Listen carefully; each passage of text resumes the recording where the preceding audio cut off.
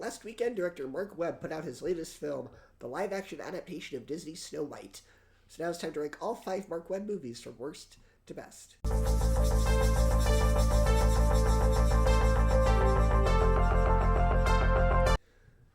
In last place is 500 Days of Summer. Now, I do think that Zooey Deschanel and Joseph Gordon-Levitt have good chemistry, and I liked the out-of-order narrative structure.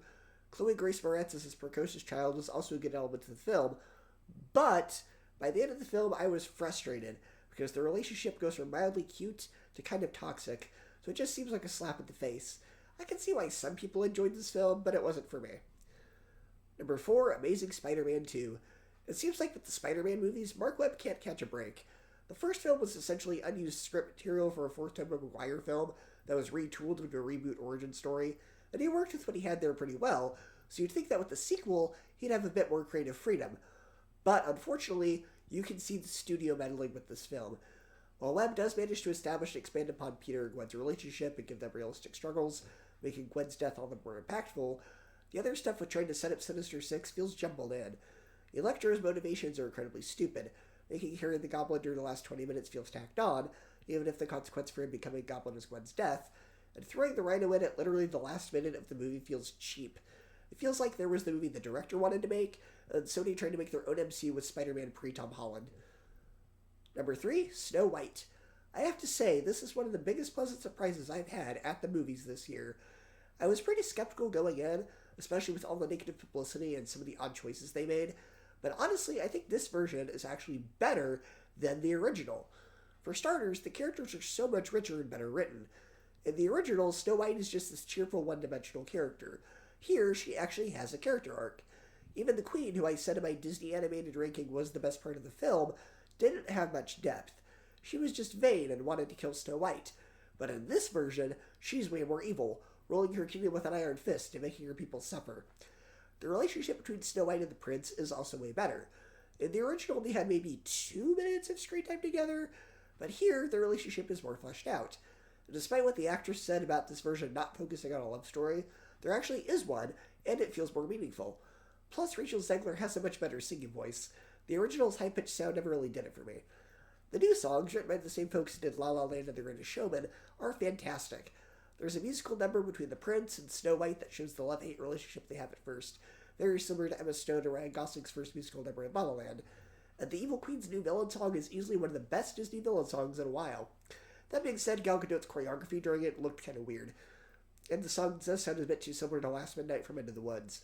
And weirdly, even after the Queen transforms into the witch, her singing voice doesn't change, which felt weird. They also changed Snow White's name origin. Instead of it being about her fair skin, she's named Snow White because she was born during a blizzard. That's like giving birth in a car and naming your kid Carson. A lot of the pre-release drama stemmed from a set photo that supposedly showed the dwarves as humans. That was blown way out of proportion.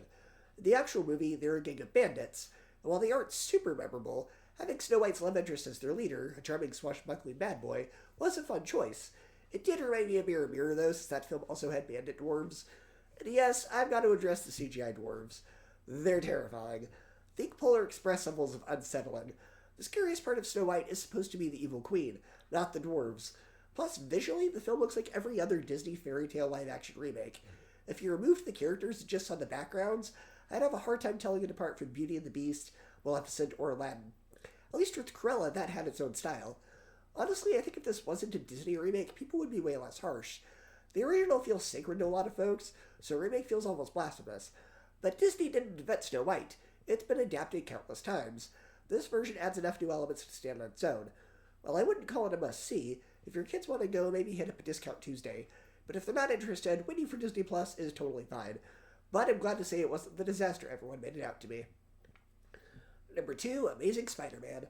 Like I said before, I don't think this needed to be an origin story, but I like how this is essentially a comic book rom-com. Gwen and Peter have a very cute relationship, there's some witty writing, and the style of the film is very unique. But you can tell this is a Frankenstein monster of a story outlined for a Tobey Maguire Spider-Man 4 mixed with the reboot. And in first place is Gifted. This is a movie that feels like it's something that the director wanted to make and had the most control over, instead of acquiescing to the whims of studio notes. The little girl in the movie is a lot like Matilda, where she's very precocious, and a young McKenna Grace plays her brilliantly. Octavia Spencer, as always, gives a fantastic performance, There's a lot of great drama about grief without it feeling forced. The characters feel genuine, the story has a lot of emotion, and the message is heartwarming. It's a terrific film, I highly recommend it, and it comes in at number 1. It's good to share your ranking of the Marc Webb films or the ones that you've seen, and I'll see you next time.